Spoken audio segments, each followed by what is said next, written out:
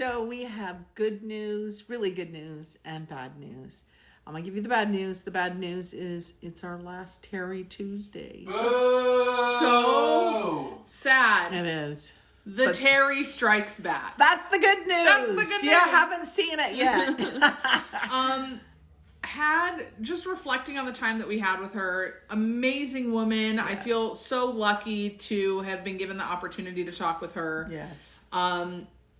Not really going to go into details of what this episode is about because it can be a surprise. There's all kinds of surprises in there. Yeah, but in this video, pay attention because in the video is where the key word will be dropped for the Mickey that we're giving away. For the Mickey Pop. So you won't be able to miss it. So once you see it, follow those directions of what you're to do so that one lucky winner can win the 65th anniversary Mickey Bobsled Pop.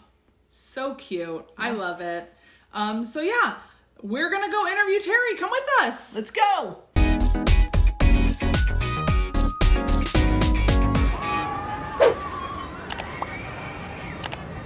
So, Puppeteer, Imagineer, Stunt Double, Burbank Rose Parade float designer? Yeah, nut. Yeah, we just go, the nut doesn't fall too far from the tree. Yeah. I moved into Burbank because in 1994 we had this horrible earthquake. And my boyfriend had a townhome and we were in it because I had lost my friend for 30, we had known each other. I think at the time I was 35 of years that I knew this young man. He was my best friend. Wow. And his wife believed, he was married and he got AIDS. I did not know he got AIDS. I just knew he died. And this is devastating when you lose someone you love and they don't tell you. So a month before he died, he told me he was fine. And he must have really been faking it very well, but he didn't want me. And I understand this, when you're really, really sick, you don't want a person to give you the sad face. What people don't realize is I'll make you feel better. I'll do whatever it takes. I won't sit there with a sad face and make you feel worse. Right. But he just couldn't have me do it. And the wife was so angry because she believed that he had been gay and hiding it from her. Yeah. Even though there's countless studies, you can get AIDS and not be a gay person. Yep. So, but she didn't believe it. And she drove him to his parents' house and pushed him out of the car and sped off like a stray dog. And I'm telling you guys first, because this made me so angry.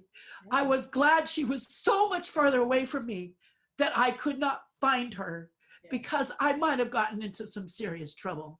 Yeah. It was devastating to me. And when the family told me, they called me and they said, Terri, we've lost Mark. And I was like, what the hell? I was so screwed up. Yeah.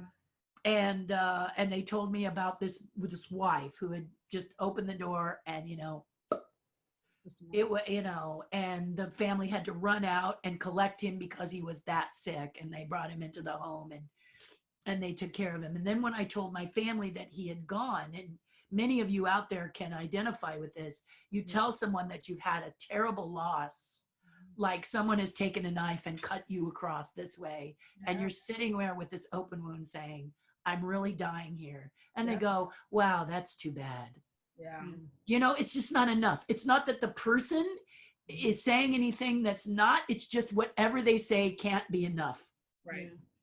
When you lose someone this close to you, when they mean this much to you, no one can say anything that can make you feel better. You appreciate the prayers, you appreciate the support, but in reality, they're not going to be able to do it. And so I was hunting for people, and finally I got with the family so that we could just cry and be as sad, as devastated as we were. Yeah. And I could not bathe. I could not eat. I could not move. I was sitting in the middle of, if you've ever seen, what is it? The one with Glenn Close, Fatal Attraction, when she's turning the light on and off. Yeah. This is totally me. Just this thing started to decay around me because I could not function after being hit so hard. Yeah. And my boyfriend at the time, now my husband, came over and he saw me and he said, somebody needs to take care of you. You are going to kill yourself. Yeah. And I said, no, I'm not. I'm going to be fine. And he said, no, you're not. You're not eating. You're not bathing. You're not doing anything. I'm going to take you to my house. Yeah. So he took me to his house, and that was the night of the 1994 earthquake. Mm. Understand, I am a California girl. So in my house, I have water. I owned a Jeep. I had everything you needed. His house, nada. None of it. Not one bit. Yeah. So when we woke up and the house was all crumbled around us, I thought, oh, this is great, you know, and then we go to get in his car and it's on E. We got to get gas. You're not going to get gas today, you know. It might be a couple days. Yeah. So basically, that's kind of the situation. I ended up buying a house during the earthquake, one of the best times to buy a house because everybody was fleeing. Right. And everything, but yeah, you just have those friends. You know, they say that you are rich if you can name 5 people that you can call up at 4 a.m. and say, I'm stranded, come get me. Yeah. You know, and if you have that, you're a rich person. Yeah. Money is cool, and think of all the wonderful things you can do with money, but think of how blessed you are if you've got friends that would drop anything and everything to come and get you and rescue you. And that was my boyfriend. He put me up he said, you don't have to see anybody, you don't have to talk to anybody, I'll just feed you and make sure you're okay. Wow. Because it was just rough. It was just rough losing him. So the Rose Float happened. I bought a house in Burbank. They knew, they said the lady saw me at night carving, and she would say, does Terry know where we can get this Dalmatian dog for Reach for the Wind? We build a Rose Floats. And I said, no, I don't, but I can carve you one. And they were like, really? And I said, yeah. So I went down to the float site in Burbank. It's the electric company. And I went down there and they gave me some bits of foam, this hard foam. It's the floral foam you put flowers in. Oh, yeah. And so this is what I'm really good at. In the film industry, we use all these different pounds. Gold is 6 pound brace, meaning pressure that makes it so that it will fall. The green is what you really don't want because the tools it's just the right pressure that it creates static electricity. It sticks all over you. And believe me, it goes in your eyes. It feels like glass. It's really a bad material. The gold falls and doesn't do that. But I had this green. I was on the back porch of my husband's home, which is now our home, and I carved this dog. And I was supposed to be done in about a week, but I was also working. So I kept telling my neighbor, look, it's going to be a little longer. It's going to be a little longer. Finally, I was done. I said, hey, the dog is done. I'm going to bring it in. They must have thought I was a housewife. No offense to housewives, but they must have thought I was one of these crafty people that used popsicle sticks and paper mache. And look, it's got how I use this paper towel for an ear, you know. I think this is what they thought, the Rose Float thought. And I brought this dog in and people just went because it looked like a miniature dog. Yeah. And I gave it to them and everybody said, oh man, you got to come back during Deco Week. You got to come back and you got to see how good this dog looks, blah, blah, blah. So during Deco Week, which in the Rose Float, everybody decorates floats, but only 6 floats are self-built, which means from the chassis up, they do everything. They build the wiring, they do the covering, they do the designing, they do everything. And they're amazing cities and groups of people who do it all from the ground up. Burbank is one of them. So Deco Week, which is between Christmas and New Year's, people from all over that city come and decorate. And if you're not from Burbank, we still want you to come and help decorate because it is an experience you're not going to get decorating the floats in Pasadena. Right. The floats in Pasadena are designed by professionals, built by professionals, and then you are sort of monitored in your decorating. Right. You're monitored at Burbank too, but you got a lot more options. So, so I came down, I think I came down on the 29th or whatever. Mm-hmm. And when I walked in, they grabbed me and they drugged me behind the lines. because you can watch for a while and then how many volunteers? Me, I want to do it. And they drugged me and they said, you've got to meet someone. And in walked this lady. Around the corner came this lady and she said, Terry, she says, we want you to meet the lady who's decorating the Dalmatian that you gave us. And I said, okay. And I walked around the corner and this woman turned to me and she burst into tears. She just started crying. How cool. Now, I don't know what that means, to be honest. That means you're like a celebrity. No, I wish I had said me. I go, why is this woman crying? And she stood up and she said, I just want to shake your hand. Yeah. You sculpted this dog, right? And I said, yeah. And she says, I raised Dalmatians. Oh, wow. And she said, I just lost 2 of them about 2 weeks ago. And she says, I was perfectly fine. I said, let me decorate the Dalmatian. It'll do me good. But she said, I was fine until I started decorating here on the dog. And I remembered my dog. I actually flashed. This feels like my dog right here between where the leg meets the chest. Yeah. And she says, every time I touched it, I burst into tears. She said, you have to be one of the most amazing sculptors I've had the pleasure to meet in my entire life. Wow. That is a compliment that just doesn't get any better. You know, I was making a dog, you know, and I wanted to look good. So all I did was, you know, but you never know how it's going to affect people. And they asked me to enter a contest, and the next year I did Dream Flight. And you may remember Raul Rodriguez, who used to stand with his macaw, and we were very good friends. But at that time, that year, I happened to pick the name that he wanted for his float. Oh. And because I was with the self-built, I got to have it. And he was really upset because he was the guru of floats. Yeah. And he felt he should have it.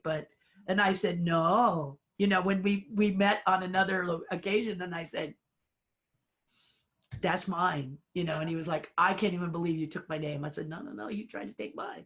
Right. But we were friends, you know, very good friends. We were both Imagineers together and everything for a little bit. And it was great. So anyone can design the Burbank Tournament of Rose Float. Let me say that again. Anyone can. And when you win, you get 2 tickets to go see it live. Not this year because it's not happening. Yeah, but first time in 75 years that it's gonna not be going. And I'm hoping that what happens is they show us old footage. That would be so cool, yeah. Because many people weren't born, and many people were born, and many of us remember floats that just can't get out of our heads. Yeah. Like the Baskin-Robbins float, they did, and I can't even tell you what year, it was a hopping bunny. How cool. It was the coolest float. And then there's the Honda one that was a Christmas village with a train that went around it. Oh, I remember. So you just if they would just bring them, we would love it. We would love it. And then, you know, Stephanie Edwards on Channel 5. She's brought back. Thanks. Yes, we need that back. Yeah, you bring her back and you let her do her thing. And I mean, it's going to be like, it's going to make us feel so special, so nostalgic that I tell everybody, this is what you should do because it's amazing. But next year, this year's winner will carry over to next year. And then in January of 2021, you can, so January 2021, January 2022, you can submit for the design for January 2023. So you always, but just look up Burbank Tournament of Roses, and any of you guys who want to enter, anyone can. Awesome. And you can be a part of it. You can go and be a part of it if you want, and you don't have to, but everyone over there is wonderful. Yeah. And I had a great time doing it. There were some ups and downs because it's volunteers. So sometimes you get some people who forget they're working with volunteers. Right. And you kind of got to tell them, be nice to people. But overall, it was wonderful. And I did this dragon pulling a little boy. And it was called, it was for Kids Laughter and Dreams, 1996. And it was a dragon pulling a little boy. I'm trying to remember if I have it. Let me see if I've got it here. Yeah. So here you go. Here is my rose float. Oh, how cool. This is a little dragon. Jacket? And then there's the little boy. Now below, you see this little boy? Yeah. See how familiar he looks? That's who you based it off of. Yes, I was shooting a movie with Whoopi Goldberg that was terrible, and but meeting Whoopi was great. Dinosaur, right? Yes, Okay, Theodore Rex. that movie. And this little boy is the one who gave me the idea for the see, I can even do this picture in picture. Gave me the idea for this cute this little boy and the dragon, and then I put a Dalmatian dog up there in honor of that lady, and this is the award we got. Oh, So wow. there it is, going down the boulevard. Sick. And at that time, they actually would announce the designers, and now I watched it last year. They didn't announce the designers, which is terribly sad. You know, Was that a picture of you with the Jim Henson jacket on? Yeah, that was you. when I had braids. I was And gonna say, your now- hair looks so different without the dreads. Shorter. Oh my gosh, you want to have some fun with that? Here's fun with Terry's hair. So here's my dad. You never could touch his afro, but if you didn't realize, I'm half black. I'm half black. This is my mother. She's the one in the dark outfit. She fell in love with my father when Rosa Parks was trying to get her the rights to sit wherever she wanted on the bus. And these two fell in love. This is me. Wow. So you can see that I've had my father's hair since birth. Yeah. And this is how they handled it, just like little black kids. Yeah. You can see here, look at my sister who has slightly darker skin, but you see that pretty wavy hair there? Yeah. And me with my dad's hair. Wow. You know why I was bullied. Yeah. And then so my mom decided she was going to use, she didn't know how to comb my hair. So Yeah. we went to see my my people on the black half of my family, and back then there were no curling irons. I told you I was 63. So they put the iron on the cotton setting, and they laid my hair across the ironing board, and they ironed it like a shirt. Yep, they Oh. straightened it. And that's what it looked like at the time. Wow. And here I am with my little dog. Here's my father, 7 years old. I just thought that's a cute picture. Picture. If being African American wasn't enough, I'm also Native American. This is my grandmother. She's with the Sioux Nation, but we don't know which tribe. Parents are very quiet. I want to point this guy out. This is my cousin John, right here. He had blue eyes and had skin as fair as my own. And after telling me that my mother had a fling with the mailman, they finally copped to the fact that I was my dad's daughter. But and there is my dad today. Wow. He says poison isn't effective unless you take it. Exactly. So that is why. And there's my sister. You'll see she is quite stunning. Yeah. My husband says no, but she's, you know, I used to walk behind my sister and watch men have eating disorders because they would try to put the fork in their mouth. They'd look at her and it'd go all down their shirt. Yeah. And then I would say to them, it's cool. It happens to everybody. Right. You know, just people just for some reason just go. There I am with Michael Jackson. Many of you had asked about that. But what I wanted to show you was my hair. There you go. This is not a wig. Oh yeah. This is all mine. Got a nice fro there. Okay. So it was kinky with a little straight. Yeah. And people say don't use the word kinky, but that's what it was. It was kinky with a little straight. So if I show you my, I wanted to show you the day I went and I was at Imagineering. This is the way I looked at Imagineering. Oh wow. So when I walked in to apply to be an Imagineer, the guard said, "What the hell are you?" Yeah. I was gonna say, I remember going through my interview, and I don't think that hair qualifies as the Disney look. Yeah. No. The nice thing about being an Imagineer is you don't have to worry about the Disney look. There you go. You know, in fact, when we went down to tour rides and attractions, they made us take our badges off. Really? At Disneyland, you take your badges off. You Imagineers, You know, the people that live under the stairs, that's you guys. Oh, Yeah. wow. You know, That's Wow. you crazy. guys are doing. I mean, if you've seen Joe Rody with the earrings and the Yeah, teeth, yeah, and he's always been that way, right? The mustache and the beard and all that kind of stuff. That's where the misfits of science go, because misfits of science are extremely creative. Right. So that's you want to be an Imagineer, and we were all different colors, all different things, all different things. So your dreads is that all your hair? All me. In fact, my hairdresser wants me to grow them longer, Really? but just because he thinks it would be cool. Right. And the reason I'm laughing is because my hairdresser, he just, for one thing, they were blonde, and people would look at me and go, there's something different about that girl. Okay. If it was straight, no one would do that. But with the dreadlocks, they're like, first of all, they're blonde. What's up? Yeah. And then now they're going gray. I'm so excited that they're finally going gray. But the reason I like it is it works with my hair. I call it the last lie. As an actor, I look younger. I was playing 40 years old, and my hair was being dyed. My agent, and I finally went to my agent and said, I'm 63. Can I play at least 50? Mm-hmm. And she smiled and said, yes. I said, I want my hair to go gray. So the last lie was gone, and I think I'm a better person for it, a better performer for it, because I'm not lying. And the thing I love about this hair is that all I have to do as an artist is decide where the part's got to be. Maybe it's over here for today. Okay, good, done. Or maybe it's like this. Okay, good, done. Or maybe we do this, and okay, good, finished. You don't have to stay hours in the bathroom making your hair perfect, because I'm an artist, and all I want to do is to get to making art. I want to get to building and creating. So I hate taking long amounts of time in the bathroom. My sister is the counterpart of that, with the roller, all that stuff, and then she has the hair that tumbles and all of that.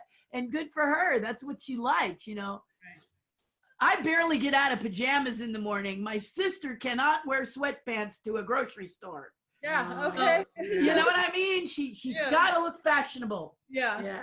That is not us either. No. Like there is no shame in going to Walmart or to Target in pajama pants. Yeah. Like I am that person. And To the Foster She Friends was. commercial? Oh the my ones in the car, right? You were I play the passenger. Yeah. Yeah, I Designed and created those characters, and then I play the passenger. And then my friend Rick Lazzarini did that. Did you voice them too, or did you just... I did early. And then somebody got nervous about a male beating up on a female because it's a male and female puppeteer. I think that was just because someone else wanted to do the voice. Sure. But I do the scratch track, and I love it. I love doing those little characters. Probably my favorite thing in the world. One of my favorite things in the world. What haven't you done? Oh yeah. Well, I used to tell people I don't write, but I wrote a book. You wrote a book. And I was like, okay. Can you Somebody says, how do you know if you don't know how to write unless you write a book? So I was like, okay. So he said, I wrote my book in 2 weeks. Yeah. So I wasn't quite as savvy as him. So I wrote mine in 3. There you go. But I'm rewriting it. And now all of a sudden I'm writing these books, and I'm, I thought I couldn't do I kept thinking I'd love to do a comic book. I think they're so fascinating, but and now I've done one with a friend of mine on Terry's Tribe. He's an amazing comic book artist and illustrator and storyteller. And he had this project he wanted to do as a service to this little boy who's always dreamed of being Batman's sidekick. And we illustrated it together. And I learned so much from working with this amazing artist, Chris McCulley. And so there are some things, like the other day, my agent called and said, do you play the guitar? No, I don't. Okay. Oh, okay. So that's what it is. You can't play the guitar. Oh man. Just haven't. Now, I like playing the ukulele, but I have to really concentrate. Okay. I was gonna say, you saw the picture of you with the ukulele. I love it. I love playing, and I only play. I'm a little rusty because I haven't had the chance to play with it, but I love playing lava. Oh yeah, that's the so best. I just keep playing that over and over and over and over and over again. I don't know anything else. I just like playing that. Yeah. Because it's so Hawaiian and cool. I wanted to tell you, on our YouTube videos, all the music is from my other son. Yeah, our oldest son does. He does. No way. Yeah. Send me the link, because I got to check this out. I got to check the movie Trinkets. Yeah. see your son on that, and then I got to listen to this music. Yeah. And then the oldest, our youngest, he's 24 and the oldest is 26. I hope that when COVID is over, I know we originally wanted to do this with you at Downtown Disney over a meal. Yeah. Maybe we can do it again when COVID's Definitely over. we can. You all a family now.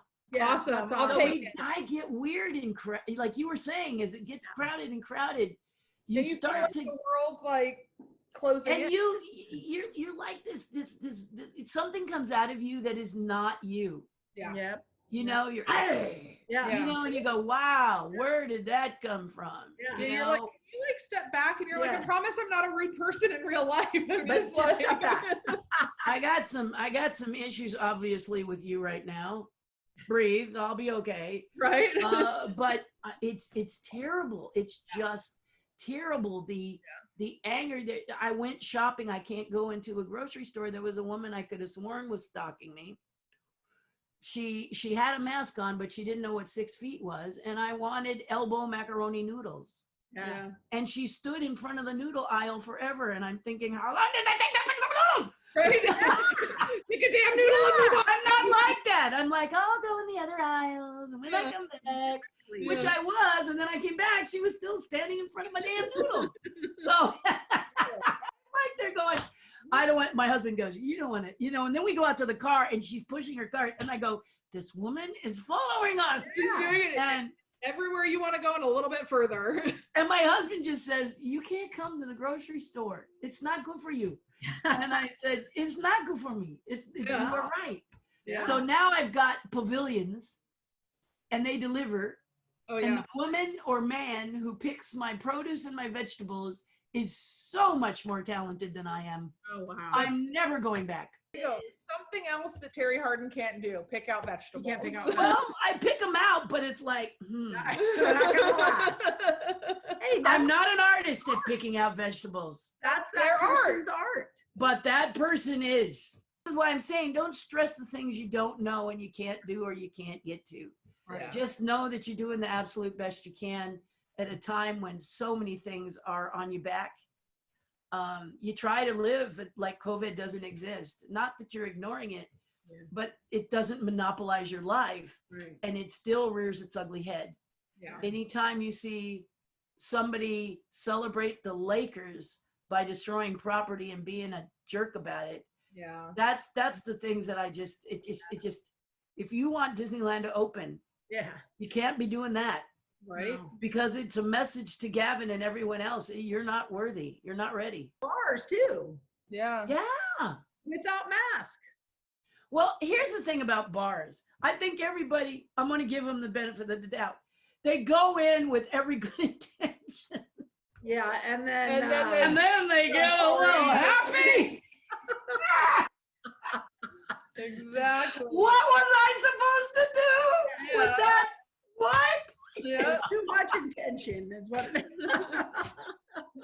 You know, was I supposed to do something? Yeah. I can't remember. Right? You know, you're just like, why would you open bars? I love you, bartenders, but Why? do you understand? You've got to have them come and drink one drink or limit the drinks and then kick them out, because as it gets later, they get more stupid. Yeah. Everybody is wanting Disneyland to open. Yeah. Okay, we all do. We want it to open. Some people need it like breathing. Yeah. Right. Okay. But the difference between Disneyland and all the other parks, as I've said in my broadcast, is that it's a much smaller, intimate park. Disney has a lot of work to do. But it's not Gavin Newsom who's the problem. The problem is you. Not you, the Disney fan, but you, the person who refuses to wear a mask and social distance. Every time you don't, we backslide. And Gavin looks at that and says, no. Why? Because Gavin Newsom doesn't know what a Disney fan is like. Right. People say. But look at Shanghai. Look at Walt Disney World. They're doing great. Right. So why can't we open? Well, of course, and Disneyland will do great too. Why? Because Disney people get it. Yeah. People who love Disney know if you follow the rules, Disney stays open. Yeah. If you don't, it closes back up again. Yeah. You know, we get it. Unfortunately, the world is not populated with Disney fans. It could be, but it's not. Yeah. And we understand that a mask And social distancing is not asking you to wear a hazmat suit. It's true. And we also know it's not about you. It's not about me. It's not about, it's a sign of respect. Yeah. Right. And you're doing it, these Asian people have known this all the time in China and Hong Kong. They wear them all the time. I had to ask, what's the mask for? They said, well, I'm a little under the weather. It protects you. Yeah. This is amazing. This is amazing. So, I think so it would be a little more like accepted with the Disney fans if we got the Child Protective Services outfits. I would rock a CPA outfit, hazmat suit. If it's yellow, 2 heads, I'm all for it. There's a show on KTLA 5 called Unscripted, LA Unscripted. It's like on a 7 or some crazy thing. And I got to tell you, she was in a giraffe outfit the other day. It was like a hazmat giraffe suit. It had a little window right here, and it was one of those inflatables. And I thought, that is the best costume ever, because you've got your own air system in there. It's circulating. You're walking around, It was hilarious. I thought, there it is. There's your giraffe hazmat suit. But so that's the thing that I want Disney to consider and continue to say is just, take a breath, think about it, realize that the person is not Gavin. Gavin is trying very hard. And the team, the CDC, they're trying to keep us safe, and you can't please everybody. And that is something that we all know you cannot do. And if you got to blame somebody, it's time to look in the mirror. Stop blaming,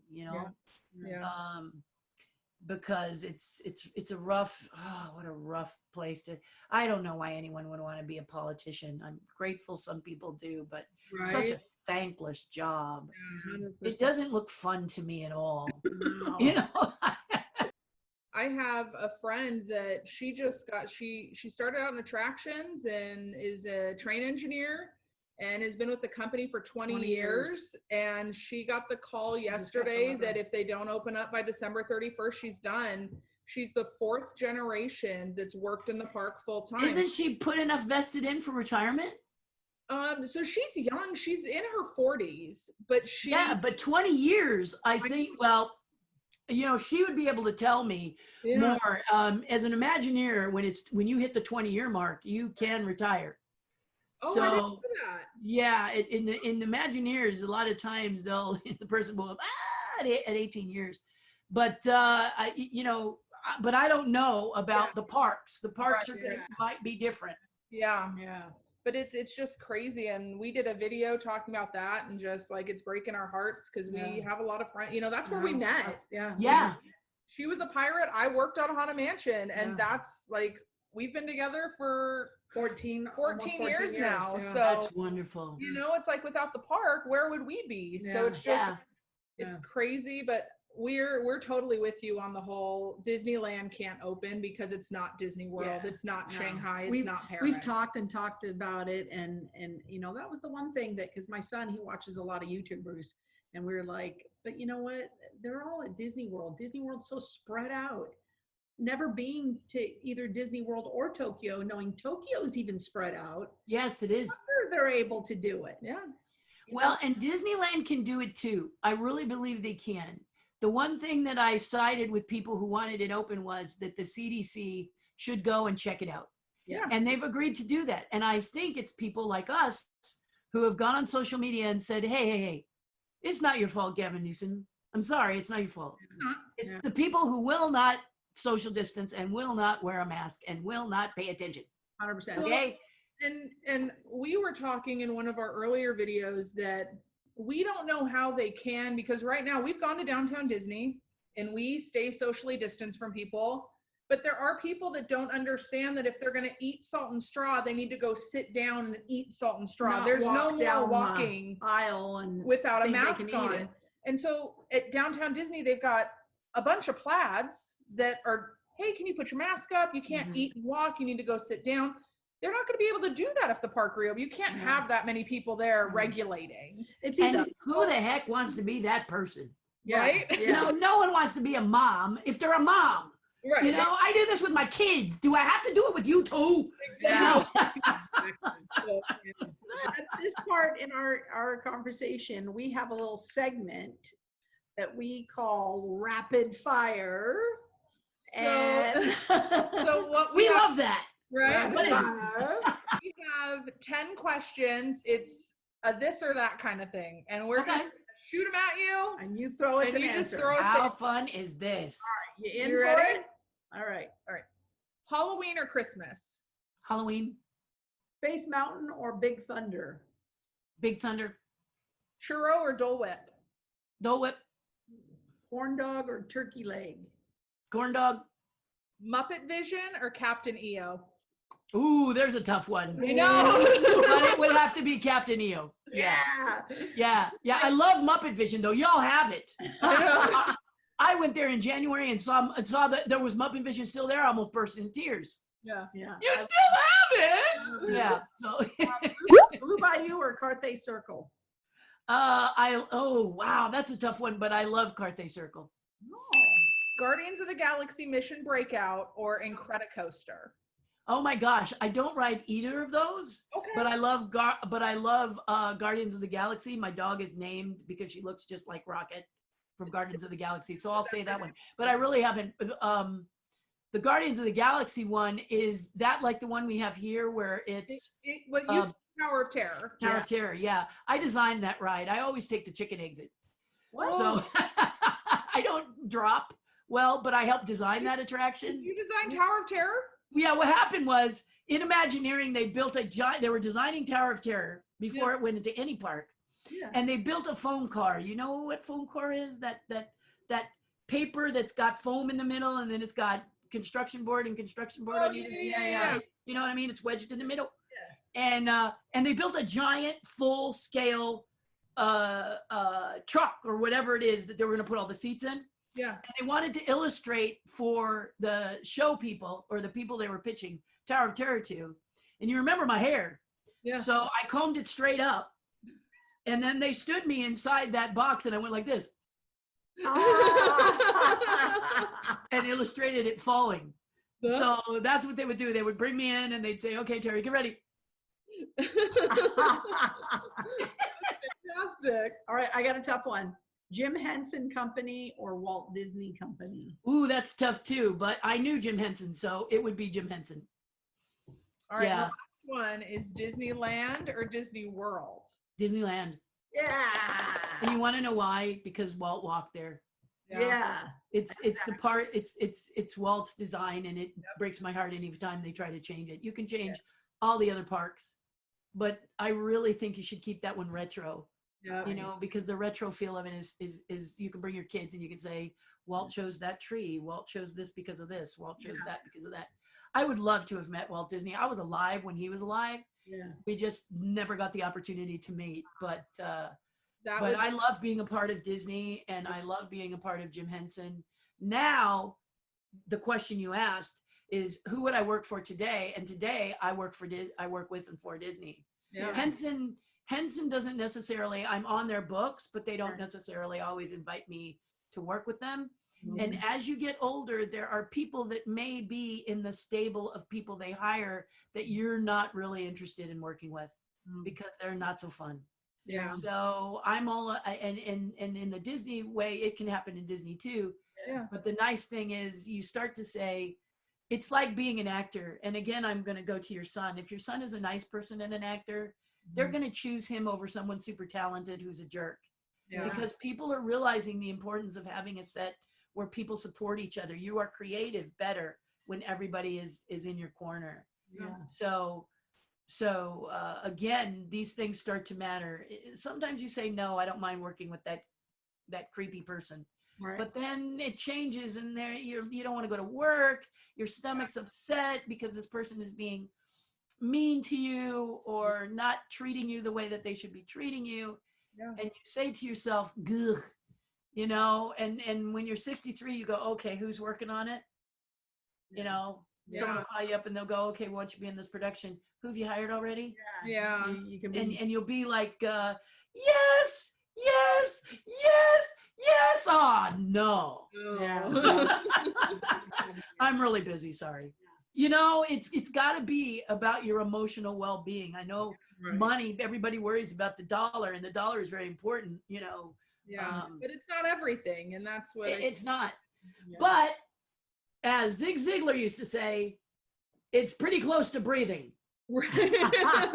So I'm not saying that money isn't something that's very important, but you have the right to say how, when, where. And I want everyone to understand that there's nothing wrong with you striving for something and then asking what you're worth. Yeah. The problem or the challenges for artists is that they don't know their worth. Yeah. And this is where I can help you understand that you do know your worth. You're just afraid to say it.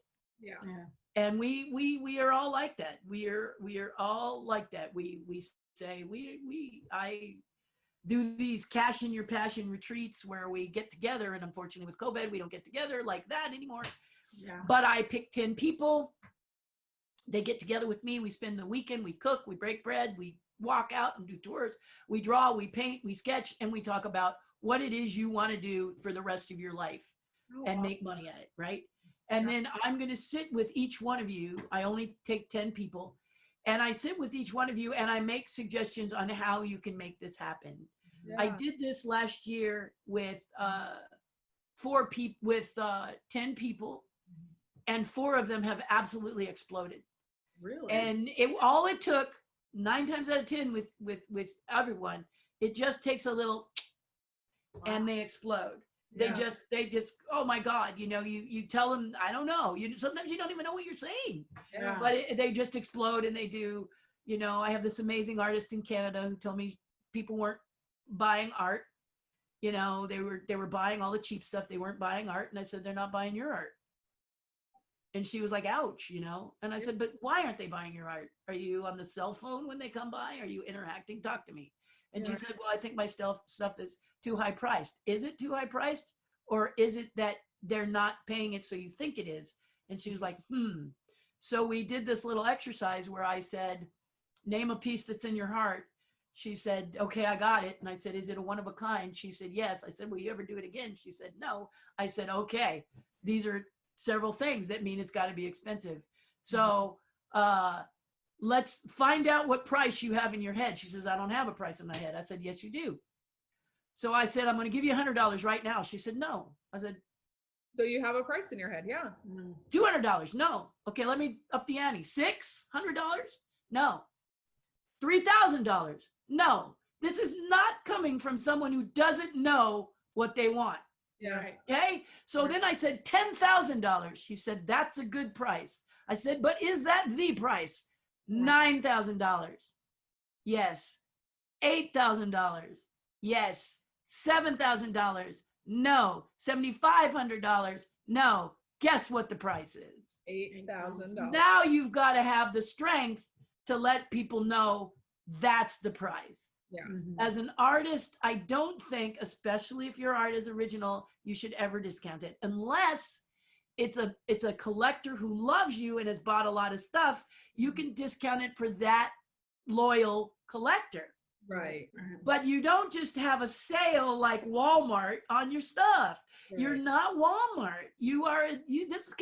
If you're anything like anybody who makes anything, it's your heart, your soul, your blood, your bone in there.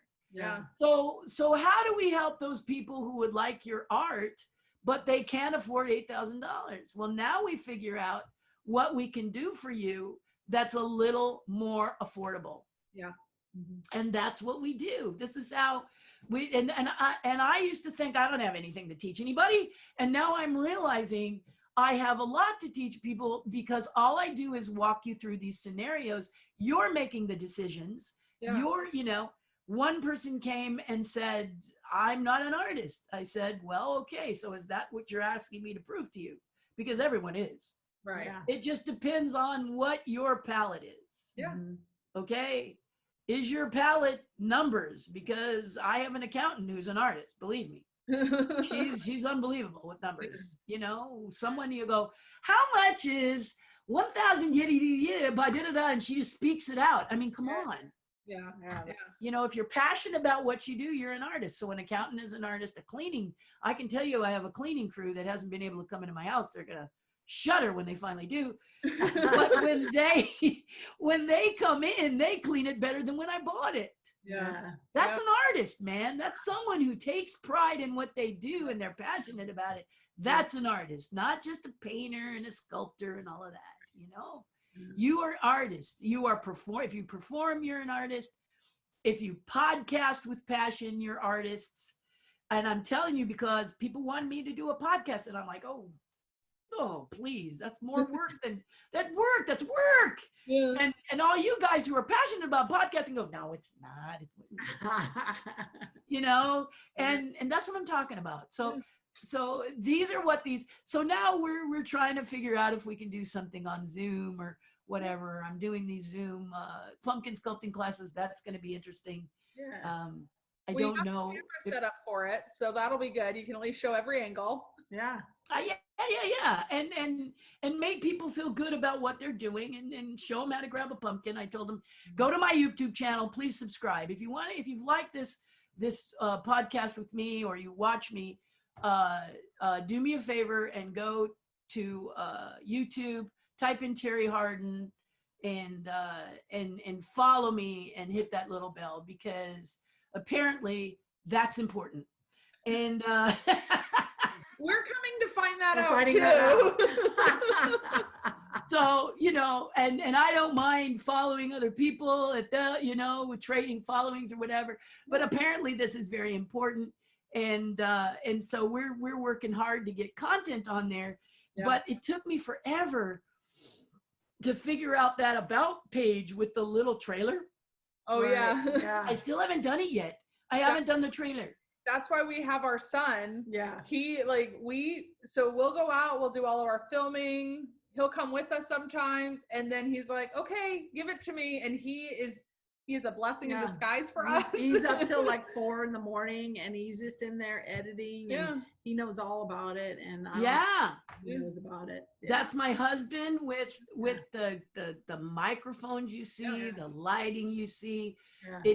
He does all of that. He's also an award-winning editor, and he just keeps saying, "What are you going to do?" He's come up with some ideas, but he needs me to give him the content. So you guys are ahead of me. You're giving your son the content. It's hard to edit when somebody keeps saying, "I'll get to it." Yeah, yeah. So this would have been the same at Downtown Disney, and I would have taken it. Yeah. So honestly, it's good we did it this way, because now we're safe and we can just go in and be with the people we love. When everything gets over, we'll get together for lunch or dinner. That's a deal. All right. I love you guys. Congratulations on being great Zoomers, and watch that channel grow. Send me those links. I'll help you out. Okay. You, and I'll send you mine. Awesome. Okay. Love you, Terri. Bye. Love you guys. Take care. Bye. So that was amazing. I remember all of it. The Rose Parade. I'm telling you, Terri Harden is a woman of all talents. Is she not? Hero of all. A hero of all. So he's got Disney on her brain. It was, again, a pleasure to interview this remarkable woman.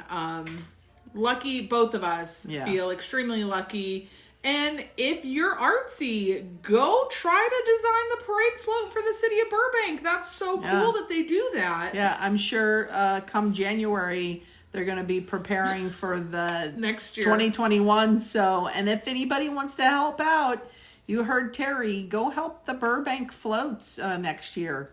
Who knows? We might do it. I know, you might see us or her there. Yeah. So that was awesome.